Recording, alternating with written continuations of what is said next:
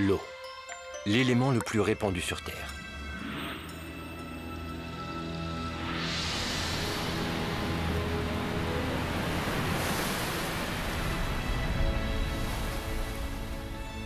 L'eau nous accompagne à tout moment de notre vie. Mais connaît-on pour autant les propriétés et secrets de cet incroyable élément?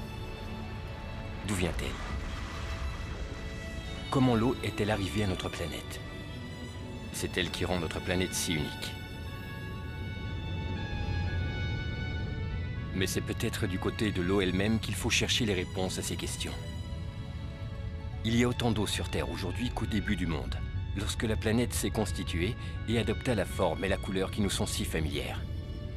Il reste aussi la question, en quoi consiste concrètement le pouvoir secret de l'eau?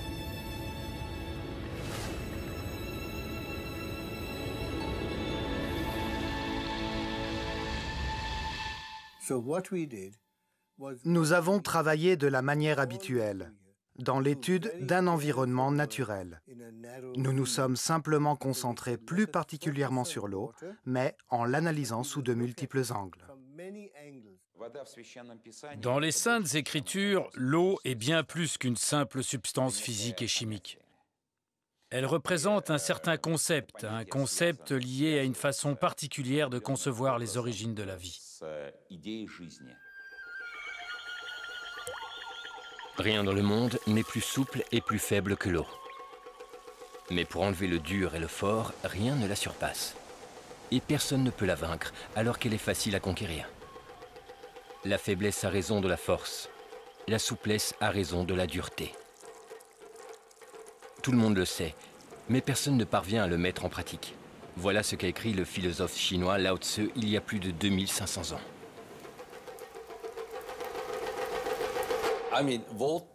L'eau a déjà été étudiée en détail.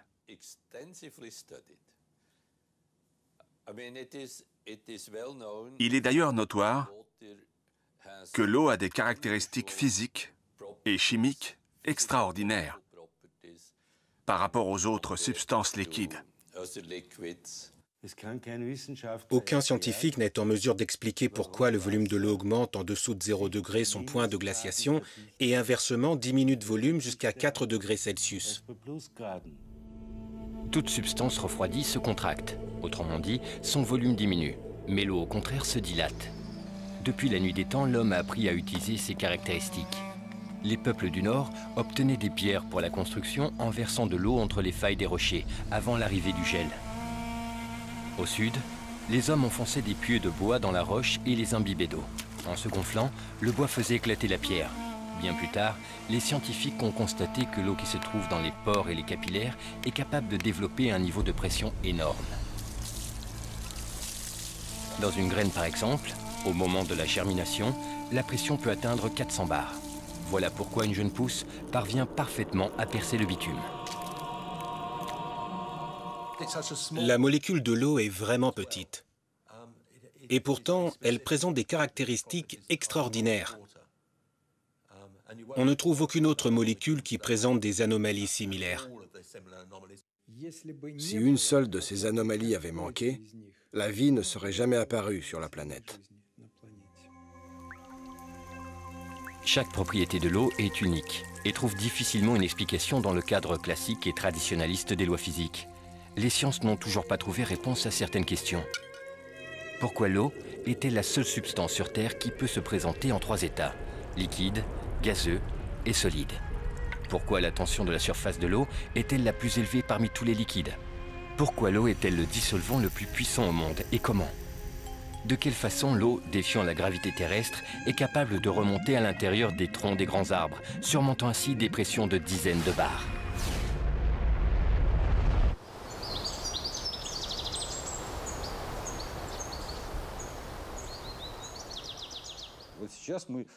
La communauté scientifique a fait un pas géant en admettant qu'elle ne savait pratiquement rien sur l'eau.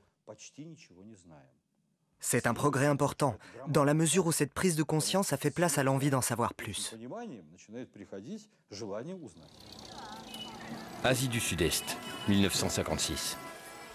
Dans un laboratoire militaire secret consacré au développement et à la fabrication d'armes de destruction massive, ont travaillé depuis plusieurs années à la création d'une arme bactériologique de nouvelle génération.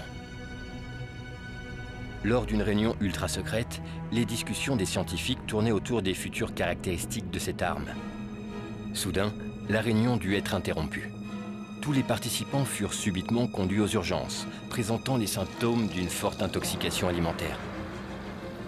Une enquête fut ouverte, mais aboutit à une impasse. Les scientifiques n'avaient rien consommé en dehors de l'eau qui se trouvait sur la table de réunion. L'eau fut alors analysée, mais aucun élément nocif n'y fut détecté. Sa composition chimique n'était que H2O.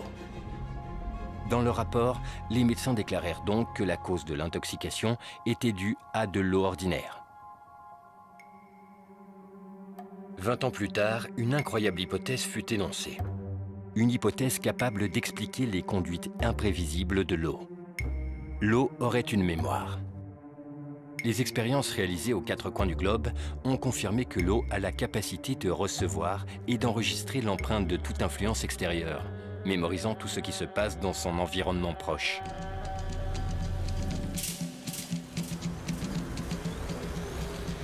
Toute substance qui entre en contact avec l'eau y laisse donc une trace. Nos ancêtres ne l'avaient-ils pas deviné quand ils transformaient l'eau ordinaire en eau curative en utilisant des récipients en argent? À ce jour, l'eau structurée ou dynamique est le meilleur antibiotique qui soit, à tel point que l'armée américaine a utilisé cette eau en Irak et en Afghanistan. Il suffit d'une molécule sur 100 millions de molécules d'eau potable pour détruire tous les germes présents dans une plaie. Le président des États-Unis utilise de l'eau structurée pour se désinfecter les mains. Alors, je me suis interrogé, comment est-ce possible? En enregistrant les informations, l'eau acquiert de nouvelles caractéristiques. Pourtant, sa composition chimique reste intacte. Dans un premier temps, on s'est penché sur la composition chimique de l'eau. Mais à la surprise générale, cela n'a abouti à rien. Car la composition chimique importe bien moins que sa structure. Quand on parle de la structure de l'eau, on parle de l'organisation de ses molécules, de la façon dont les molécules de l'eau s'agroupent entre elles. Ces agrégats d'atomes sont appelés clusters, et les scientifiques ont supposé que les clusters agissent en quelque sorte comme les cellules de la mémoire, où l'eau enregistre ce qui l'entoure, telle une bande magnétique.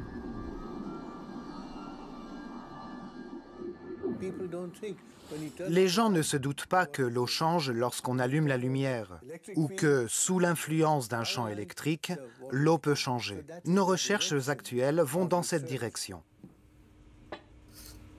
De toute évidence, l'eau reste de l'eau. Mais sa structure, tout comme un système nerveux, réagit à chaque irritation.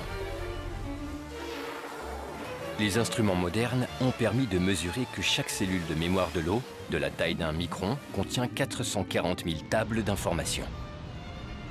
Et chacune de ces tables peut enregistrer son propre type d'interaction avec l'environnement.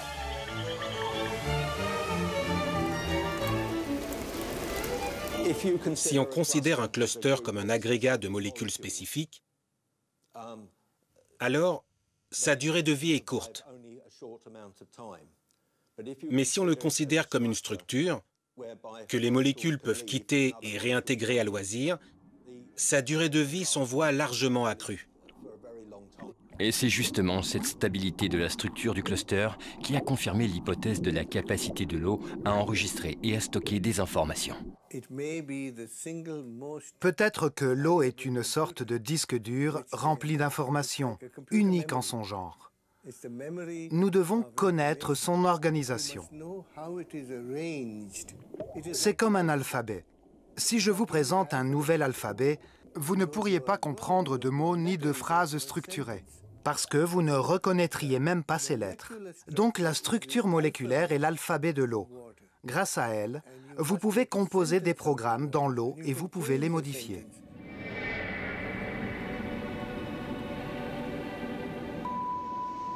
Hiver 1880. Le bateau Lara, parti de Liverpool, fait route vers San Francisco. Au 3e jour de trajet, un incendie se déclare à bord. Les canots de sauvetage quittent le bateau. Parmi les rescapés se trouve le capitaine Neil Carey.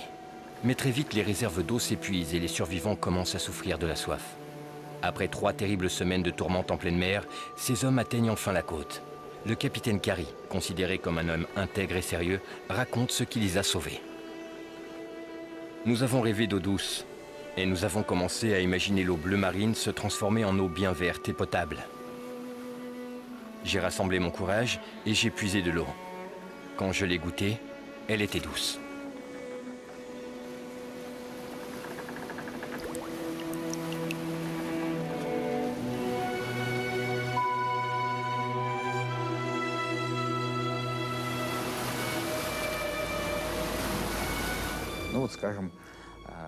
Prenons un exemple célèbre de la Bible.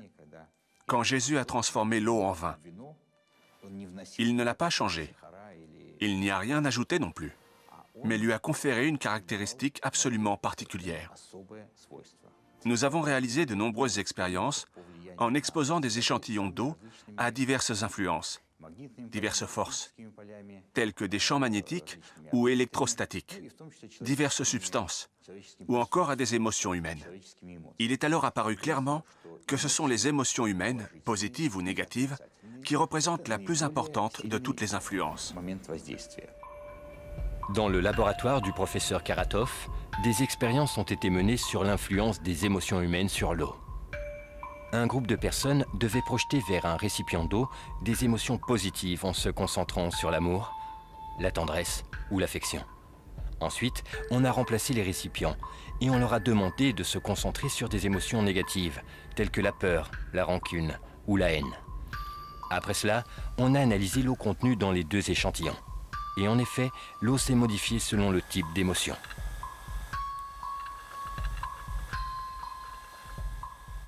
On a remarqué que les émotions positives, comme l'amour, augmentent les niveaux énergétiques de l'eau et la stabilisent, alors que les émotions négatives, comme la haine, les font baisser, provoquant des changements radicaux dans l'eau. J'espère pouvoir montrer à tout le monde que l'eau a une mémoire. Dans le laboratoire du Dr Emoto, on analyse des échantillons d'eau soumis à diverses influences extérieures. Ces échantillons d'eau sont ensuite fixés et enregistrés par une congélation instantanée de l'eau pour pouvoir l'observer au microscope. Voilà à quoi ressemble une eau chauffée au micro-ondes. Ici, les effets du téléphone portable. Ici, une eau à laquelle on a dit merci. Pardon. Tu me dégoûtes.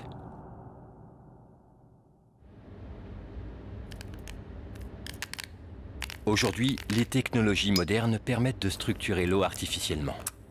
Les germes de soja, dont les graines ont été traitées avec cette eau structurée, révèlent une émission photonique 6 fois plus élevée que des germes traités et arrosés avec de l'eau ordinaire. L'utilisation d'une eau structurée réduit les délais de maturation des légumes et multiplie leur valeur nutritive.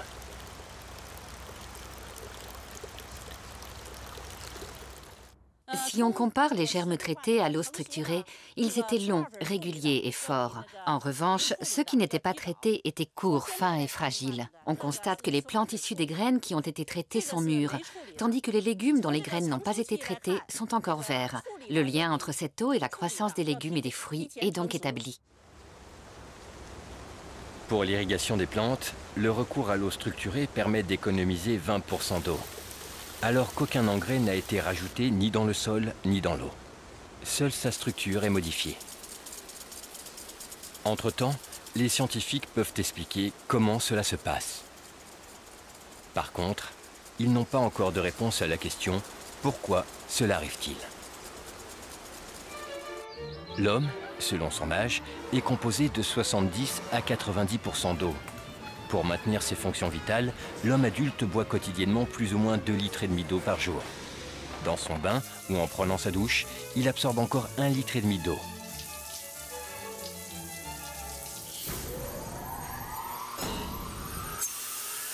Mais avant d'arriver dans nos logements, l'eau parcourt un trajet aussi long que difficile. Avant, le bon sens voulait que les gens s'installent là où se trouve une source naturelle d'eau. Aujourd'hui, cela n'a plus aucune importance, car l'utilisation de la haute pression permet de transporter l'eau sur des milliers de kilomètres. Dans la nature, l'eau suit harmonieusement des courbes, en serpentant sensuellement. Alors que dans un réseau hydraulique, l'eau tourne des centaines de fois à angle droit.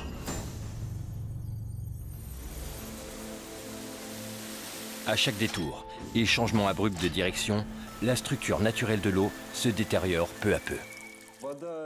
Quand l'eau du robinet arrive chez nous, après avoir traversé tout un réseau hydraulique, elle présente plusieurs cristaux de formes diverses. Mais leurs structures sont toujours déformées. Voilà à quoi cela ressemble. Les cristaux s'assemblent d'une façon chaotique, sans esthétique ni aucune symétrie. L'eau qui stagne dans un système de chauffage central est inanimée et croupie, sans un processus vitalisant. Elle aspire ou absorbe l'énergie des gens, des plantes et des animaux qui y habitent. Elle leur vole cette énergie. On sait que dans la plupart des grandes villes, l'eau courante est stockée dans des circuits fermés.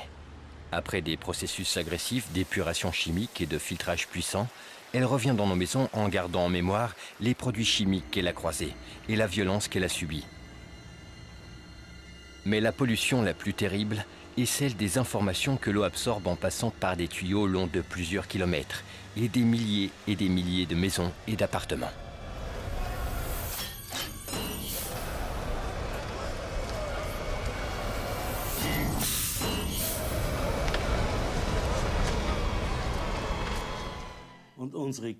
Nous polluons spirituellement l'eau, et nous le faisons de plus en plus. Pourquoi? L'eau s'approprie toute la jalousie, les soucis et le stress qu'elle croise. Nous déversons tout sur l'eau. Elle est presque morte quand elle arrive enfin à nos bouches.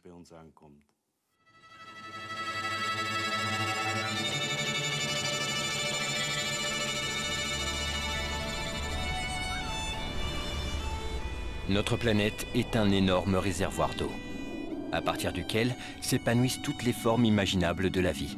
Et chaque organisme vivant est en son noyau également un plus petit réservoir d'eau. Les technologies modernes nous permettent d'explorer le cosmos en profondeur. Et, sur ces lointaines planètes, la première quête de l'homme est toujours celle de l'eau. Il ne peut pas y avoir de vie sur Terre sans eau. Et la grande question est s'il existe une vie comparable sur d'autres planètes, ce qui serait impensable sans la présence d'eau. Maintenant, nous savons que les premiers organismes vivants sont apparus dans l'eau. Bien plus tard, ces organismes se sont adaptés à l'environnement terrestre. Je ne pense pas un instant que ce soit le fruit du hasard. Ce n'est pas par hasard que l'eau est mentionnée dès les premières lignes de la Bible. Quand il s'agit de décrire la création du monde, de la vie et de l'homme, l'eau y est irrémédiablement associée avant toute autre chose. Comme toutes les sculptures qui étaient déjà présentes dans la boule d'argile, l'eau contenait les principes ou concepts de tous les futurs organismes vivants qui allaient apparaître. Mais le démarrage de n'importe quel processus nécessite d'abord une impulsion, un déclencheur.